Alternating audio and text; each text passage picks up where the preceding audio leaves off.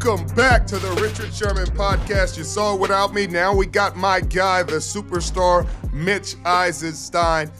Mitchell. Richard, this is a pleasure. First and foremost, we had a late night thriller. Everyone's at the edge of their seat. This is America's game of the week. Your 49ers against Skip Bayless's Dallas Cowboys. Richard, I was sitting on pins and needles because I'm like, man, this shit tomorrow morning between Richard and Skip's about to go off one way or the other. Richard, this wasn't even a game. I mean, look, we were texting in the group chat. That fourth quarter looked like a preseason game because there was names I'm sure you didn't even know out there trotting out there, kicking ass still for the 49ers.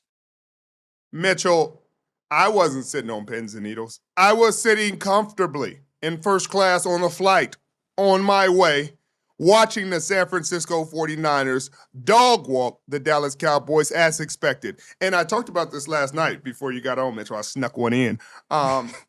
You know what I knew, Mitchell? I knew the margin of victory. This is my theorem, Pythagorean's theorem, quadratic equations, all this. I was saying, Arizona Cardinals, I'm going to use them as my barometer. Like team, I'm going to say they beat the Dallas Cowboys by 12. The San Francisco 49ers beat them by 19. 12 plus 19, 31, Mitchell. Somewhere I lost a point in there, plus or minus a point is what I should have left my margins to be because they beat them by 32. Mitchell, it was everything. And then, I talked about all this last night. It's in there. But the frustrating part is now, this is after the game. It's the next day. So we hear all the quotes and everything. And you hear the quote from Micah Parsons saying, I don't think they're better than us. You don't think they're better than you. I think we're even. Both playoff teams, both playoff caliber teams that, you are not the same. You are not equal. All playoff teams are not created equal, and these two teams are not created equal. I can't imagine a player playing in that game and saying something like that unless he's delusional. And a lot of their fans are delusional, but I didn't think their players are. And he's an all-pro, one of the best players in the National Football League. So I thought if anybody's going to keep it honest with himself, it's going to be him. But he wasn't existent in the game, so I guess he didn't show up for the game and he didn't see what happened to him. But everybody who watched that game understands you guys are not created equal. They are better at every level. They are better on offense, on defense, and on special teams. They have better players in the secondary, at linebacker, on the D-line. This isn't like a subjective opinion anymore. You guys played head-to-head. So it's an objective opinion on a head-to-head matchup. Mitchell, this is the most lopsided victory in the history of this rivalry.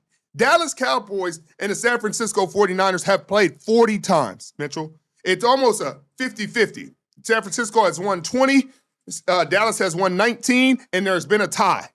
But in those 40 games, this is the biggest margin of victory, 32 points. So a guy who was a part of this game, who was on the losing side of this game, a leader on this team, for him to say something like that is a guy that isn't holding himself and his team accountable. And you can't win like that. You can't. You have to be honest with yourself. It's just like Zach Wilson the other day. Zach Wilson turned the ball over late in the game when he played a pretty good game. He played a pretty good game, and he's had times where he didn't take accountability, where he's like, he played a terrible game, and he was like, that one wasn't on me. I played pretty good. You didn't. This one, sometimes as a leader, even when you play solid, you got to say, hey, this one was on me. I got to play better. They were the better team today. We'll get back to the drawing board and we'll get better. That wasn't what he said. What he said was like, so y'all the same as them? They ran the ball. They threw the ball, 3 touchdowns. This quarterback shredded y'all. You didn't get to the quarterback very much at all. I don't know. I think he was sacked one time by Jaron Kearse on a kind of a busted play. But outside of that, I don't know if y'all touched his jersey. I don't know if your glove or your pads touched Brock Purdy. So I'm perplexed. I'm vexed of sorts, Mitchell. Well, if he thinks they're the same, Rich, I got news for you. In the words of the great, your friend now, Lil Wayne, we are not the same. I am a Martian, Rich. Yes. These 49ers looked out of this world last night if they are the same. Richard, Right. another one for you. In the words of the great Denny Green, they are who you thought they were, Rich. This Dallas Cowboy team, I'm sorry, but you're trying to stack up their resume against the rest of the league. Stack them up against my Detroit Lions, Rich. They beat the Giants. They beat the Jets. They beat the Patriots. They got stomped against the Arizona Cardinals. And they got absolutely embarrassed on national television last night against your San Francisco 49ers.